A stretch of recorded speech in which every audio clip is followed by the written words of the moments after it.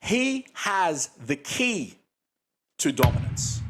Well, how is he dominating the league? How is he dominating defenders in front of him?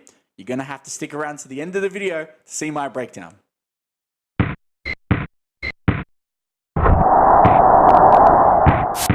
What is good, everybody out there? Thanks again for checking into another episode of Court Thoughts, the channel where we basically talk basketball. Now, I was talking to one of my homies outside, and we were just having a chit chat, and he was asking me, bro, why don't you do more videos on Australians? And I was like, yeah, I'm kind of dropping the ball on that. I did a reaction to Patty Mills. If you haven't checked that out, go ahead and give it a watch. I had a lot of fun doing it, and I actually recently did a reaction to Kai Soto playing in the NBL, and I thought, well, I want to do another reaction to an Aussie playing in the NBA. So that prompted me to get towards this man today. Now, the player that we're reacting to today is none other than the young phenom Josh Giddey. Josh Giddey is actually the son of Warwick Giddey. Warwick Giddey is a former professional basketball player and coach who played in the NBL, which is our Premier League here within Australia. And he's played for two powerhouse clubs here within Australia. He played for the Illawarra Hawks and he played for the Melbourne Tigers. To kind of add a little bit of volume to what that means, the Illawarra Hawks is where LaMelo Ball played, and the Melbourne Tigers is the home of literally what is considered one of Australia's greatest basketball players of all time, Andrew Gaze. Jump in the comments and let me know if you think I need to do a reaction to this man. But I digress. So Warwick actually won 2 NBL championships playing for the Tigers in the 1993 and 1997 season. And he actually stepped down as a coach to support Josh entering into the NBA draft. Josh actually played for the NBA Global Academy before entering into the NBL, playing for the Adelaide 36ers.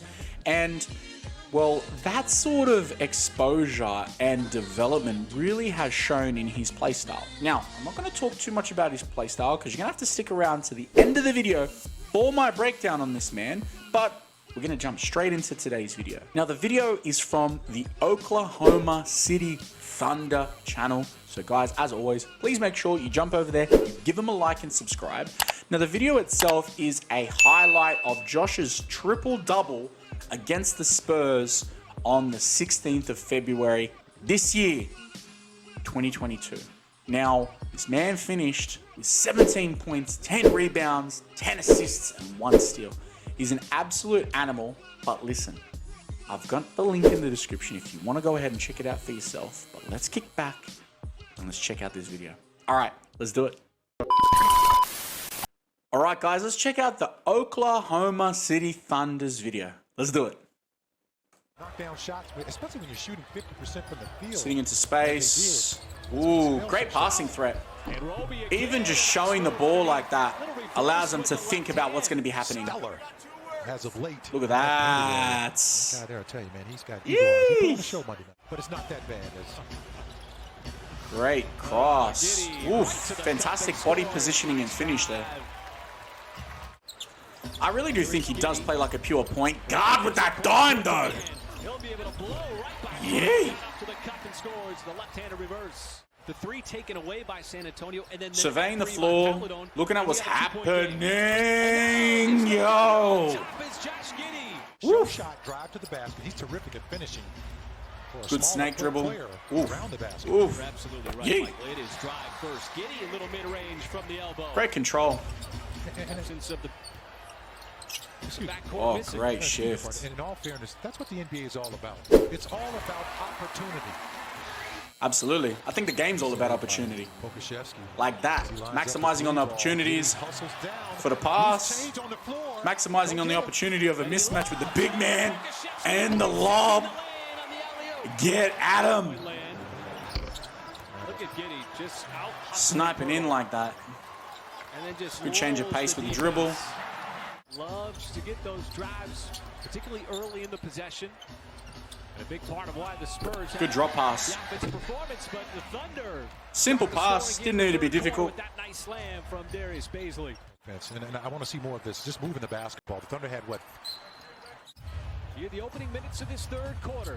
Slipping. With us, Great pass. Trey Man, open court. Fantastic vision, man. Fantastic vision.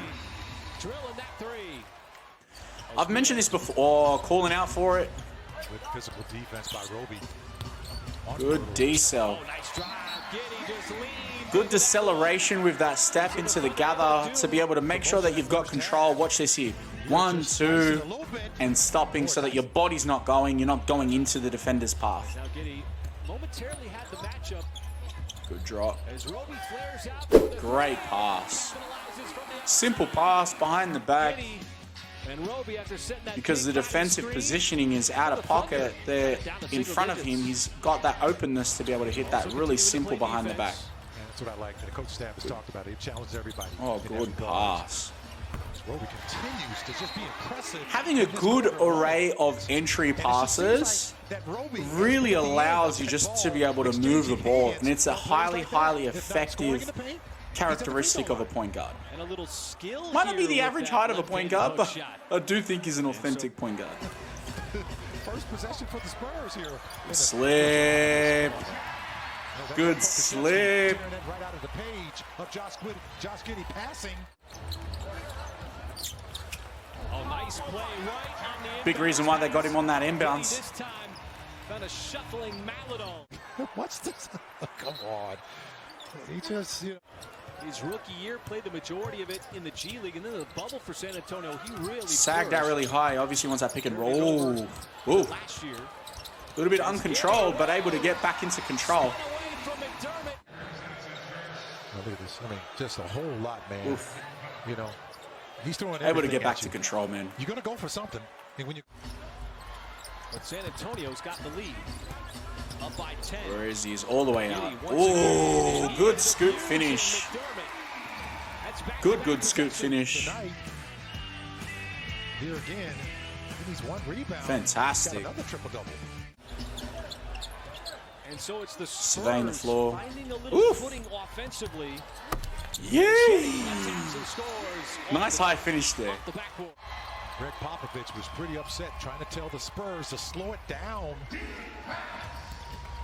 Good dig. Hurdle. Had it Good steal. taken away. Fantastic video. Thank you so much, OKC. Really do appreciate it. So, for those of you that are new to the channel, I give my analysis and breakdown of the highlights that I've just seen. And look, let's just jump straight into it. Now, the first thing that I wanted to comment to is the fact that I do believe this man is a pure point guard. Pure point guard. He's definitely a scoring threat. He has the capability to score, but he's very much a pass-centric player. Now, being a point guard in a pure sense, what do I mean by that? Well, I believe that being able to comfortably handle the ball, deliver control and spacing out of the floor by dictating player movement, but also by facilitating entry passes in different styles. If you look at some of the passing that he was able to do, he was doing very low risk passes, but also was able to deliver passes in a different way of manner. So he didn't necessarily have to have an overhead pass, didn't have to have a chest pass, didn't have to have a bounce pass. He could hit these behind the backs, these bullet passes. All these types of things allow you to be an effective court general. And that to me is one of the big characteristics on being an effective point guard, being a pure point guard. The other thing that the OG point guard himself said is being able to comfortably handle the ball to get to wherever on the court that you want to be. Okay? And that man is none other than Chris Paul. Big shout out to Chris Paul. Please make sure you go ahead and check out my reaction to him if you haven't already done so. But you can see that Josh is very comfortable in his way of being able to handle the ball, in his movement. He was quite comfortable in sagging out at the top, being able to receive the ball, play off pick and roll actions, hitting these cross passes, and even being able to finish in these different ways with scoop finishes and just comfortable going downhill. Him being as long and as tall as what he is, he's obviously a little bit taller than your average point guard.